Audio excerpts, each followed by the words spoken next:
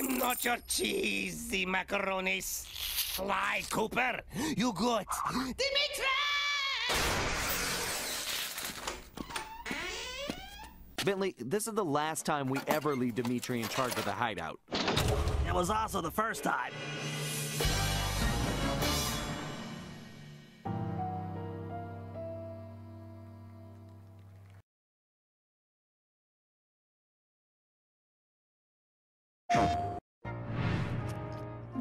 The source of the trouble was someone calling himself El Jefe. After some database digging, Bentley was able to uncover his Interpol file. El Jefe had an impressive record. Over the years, he had taken over dozens of small countries around the globe, usually for the highest bidder. He was a ruthless mercenary and military strategist of the highest order. In fact, he once boasted that he could overthrow a country commanding only 3 blind mice, armed with plastic spoons. According to his file, this guy had mysteriously vanished a while back, just as the authorities were closing in. Well, we had found him, and we needed to take him down.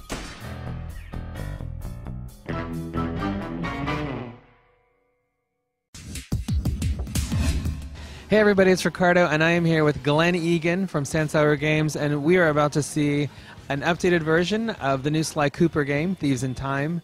And you guys are showing us something kind of cool. It's a bit of a throwback for fans of the series. You guys have hideouts. Yes, hideouts are back.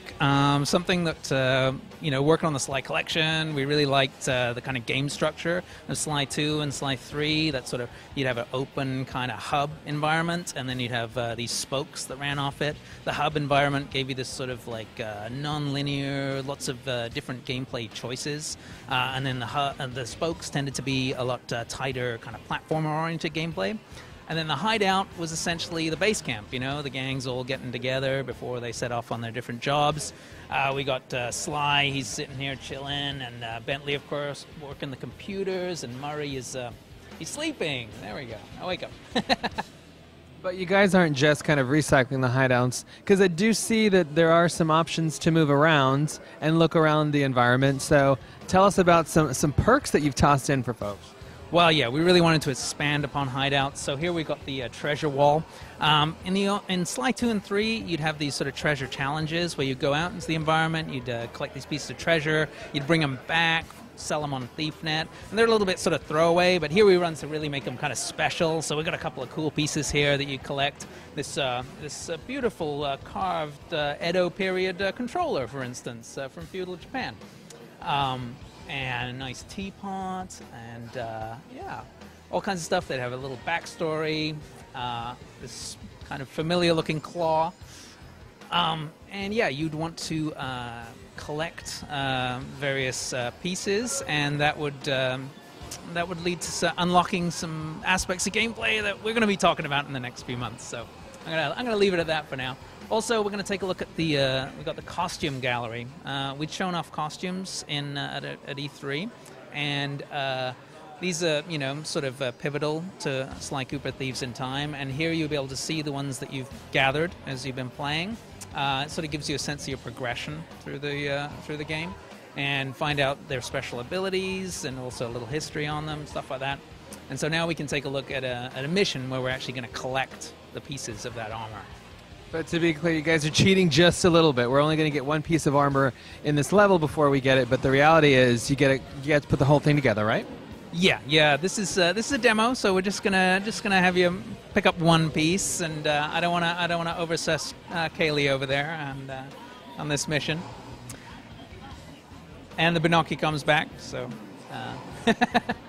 And as we're in this close-up, it does look like Sly's had some work done since the last time we saw him.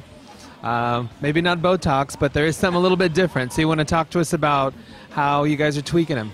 Well, yeah, we're always trying to improve, always working on everything and iterating.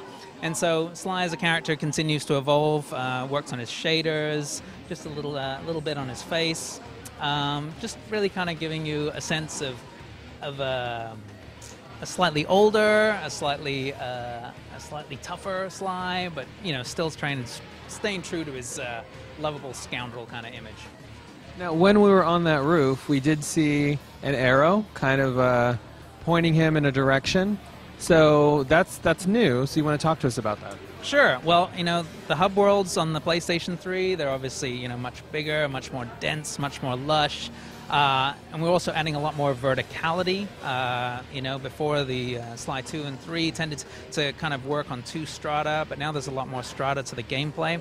And it's not fun. It's not fun or Sly Cooperish to be lost. Like we really wanted to build these environments, concentrating on the density of gameplay.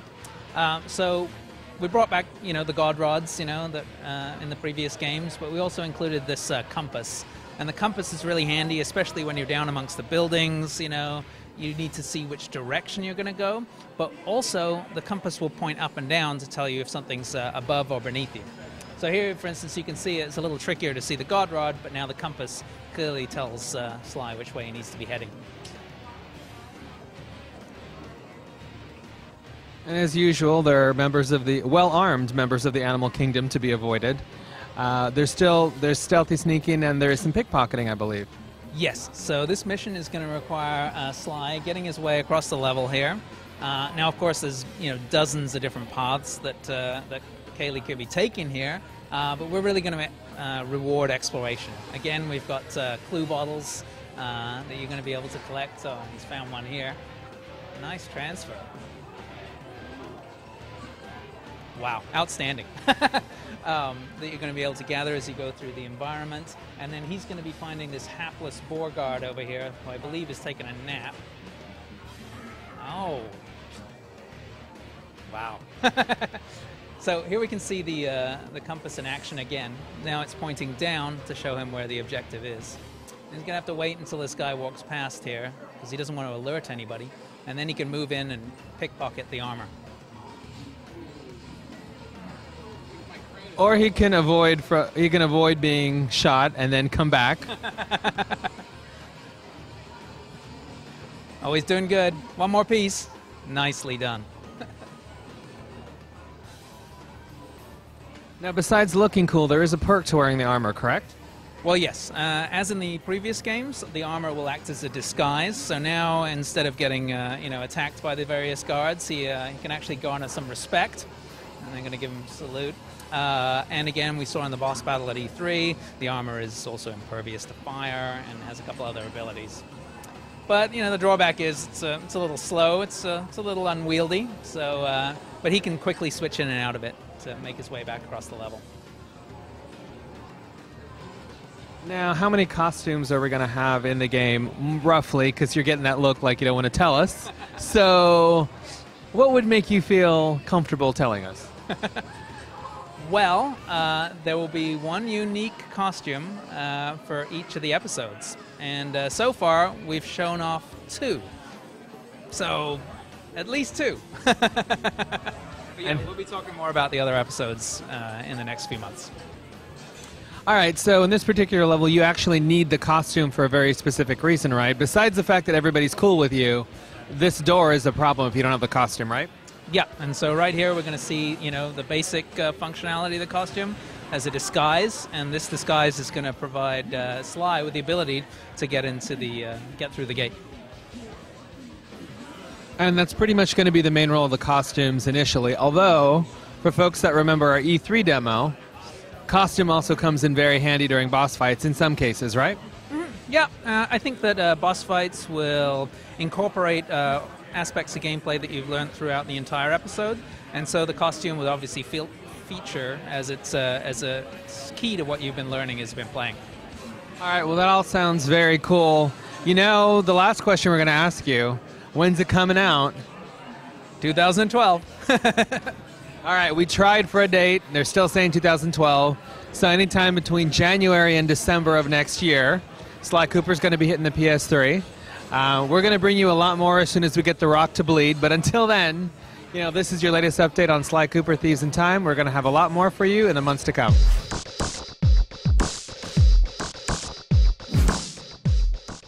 Show your bling and let me shine you.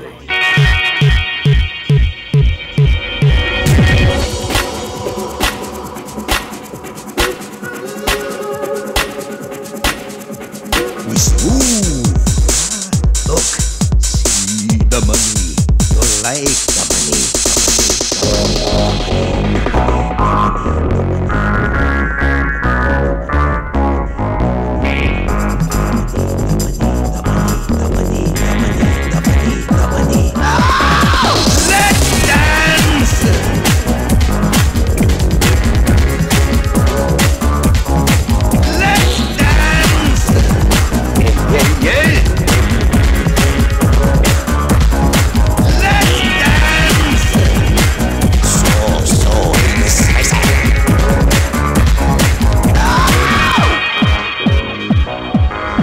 On the mic with a shout out to all my nightclub samurai.